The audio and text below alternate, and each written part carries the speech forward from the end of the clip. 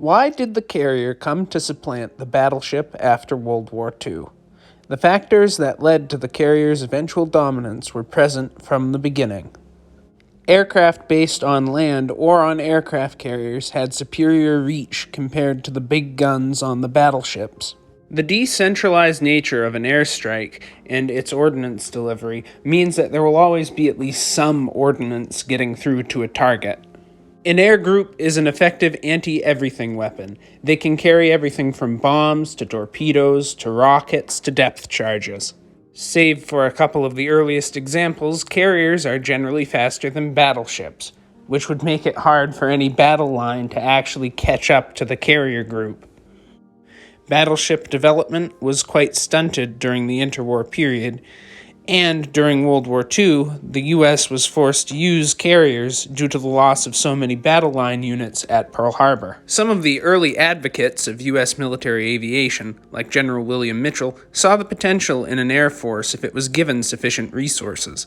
In a 1921 test, the U.S. Air Service dropped 2,000-pound and 1,000-pound bombs on the formerly German battleship Ostfriesland.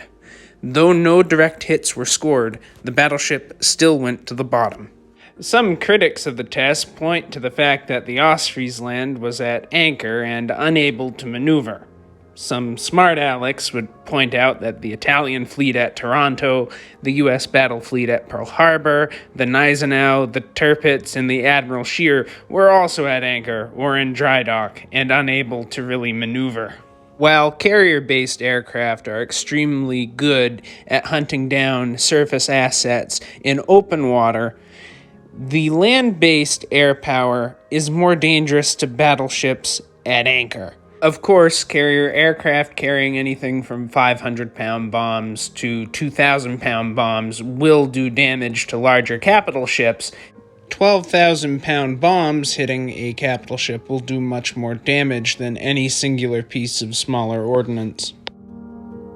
Ordnance like the Tall Boy was devastating when used against battleships at anchor.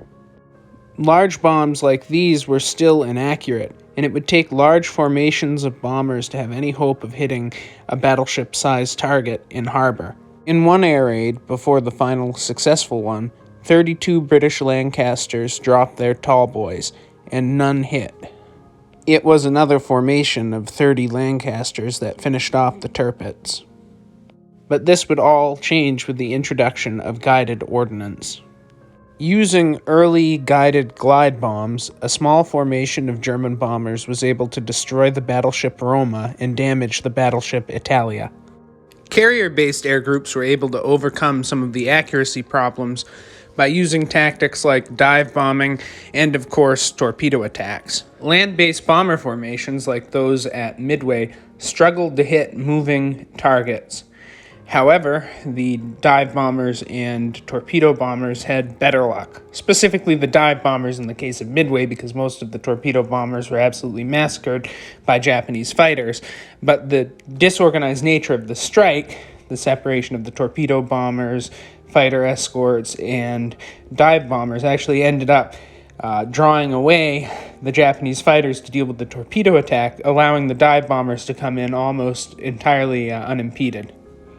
So battleships, which are massive resource investments, are becoming more and more vulnerable to being hit in harbor and being hit by land-based bomber formations that have these new guided weapons. And by the end of the war, carriers are becoming more dangerous as well because they're starting to have more night fighting capacity. So they're starting to be able to launch strikes at least against land-based positions at night, which makes them a heck of a lot more dangerous. By the end of World War II, the United States carrier groups and air power more generally has completely wiped out most enemy capital ships. The Japanese are down to a couple of battleships. They send the Yamato out on a suicide mission to try to stop the invasion of Okinawa. The U.S. readies its battle line, but the carriers launch their aircraft. The Yamato is hit by a massive amount of ordnance and it goes down. That battleship was arguably probably the tankiest. No, that's kind of an overused term, but the tankiest battleship in existence, and U.S. carrier air power overcame it. So, By the end of the war, what is the point of building more battleships? A carrier air group can stand off against a formation of battleships, keep them at arm's length. The battleships can flail around as much as they want to, but the carrier air group can always hit them and make sure that they don't close the distance with their superior speed. Battleships are vulnerable in harbor, they're vulnerable at sea because of very heavy guided munition that's becoming more and more prevalent. Carrier air groups can operate at night, which arguably would have been one of the advantages that battleships had early on in the war when you couldn't really launch strikes at night. You could rely on them to do some night fighting. That's gone. Radar on aircraft means that aircraft can much more easily detect enemy surface formations and strike them, even potentially at night.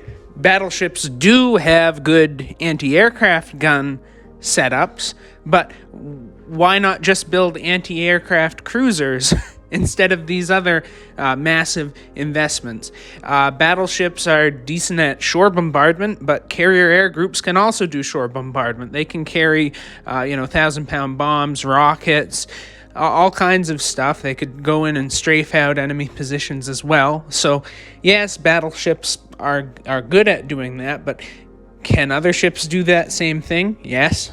So the one remaining thing that a battleship can do better than anything else in a close-range gunfight is take out another battleship.